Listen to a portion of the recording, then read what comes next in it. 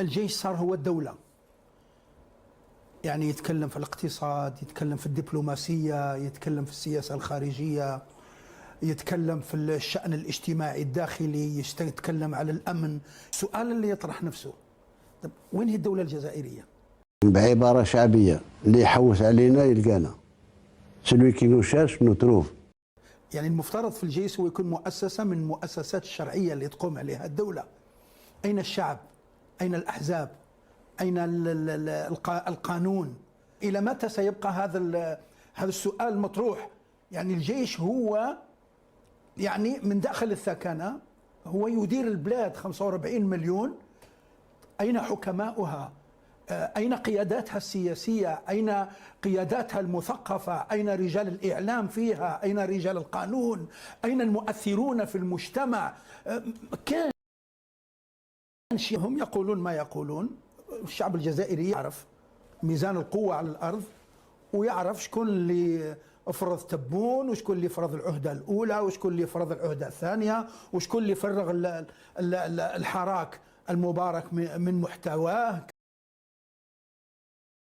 يعني هذا المشهد لا تخطئه العين، كل الناس يعرفون هذا، فليقولون ما يقولون. أنا أتكلم يعني السؤال كون يقول هاي موجود تبون وهاي موجود عندنا بعض الأحزاب، هذا لا يجيب على السؤال اللي لا بد من الإجابة عليه.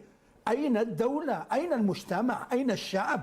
أين الجانب المدني؟ يعني اللي شايفه فقط يعني الكثير لا يتهدر في السياسة، في الاقتصاد، في الأمن، في السلم، في الرياضة، في كل شيء. وأنا هذا النقطة الأولى، التساؤل هذا لابد أن يجاب عليه. الفرق بين أن نتكلم على ما نتمناه وبين أن نتكلم على شيء على الأرض، على الواقع. أنا كوننا تتكلم على ما تتمناه، أنا لا أعتقد، أنا على يقين أنك تتمنى الجزائر تكون مؤثرة، وضيفك من الجزائر يتمنى الجزائر تكون هي القوية وتكون هي الأولى، وما فيه الجزائري حر ما يتمناش للجزائر ما يكونش عندها تأثير وعندها يد طولة وعندها نفوذ وكلمة محترمة وكذا. ما نظنش أن الجزائري حر تغيظه الجزائر تكون أقوى. الجزائر قوة ضاربة، لكن لابد أن نفرق بين هذين المستويين. شيء نتمناه وطموحات الدول وإنجازاتها ليست أمنيات. الأمنيات ربما قد تكون خواطر نتمناها كذا. الدول وإنجازاتها تقوم على التأثير الحقيقي على أرض الواقع. مع كل أسف اللي رانا شايفينه ما كان حتى تأثير. العالم كله معترف بالجزائر.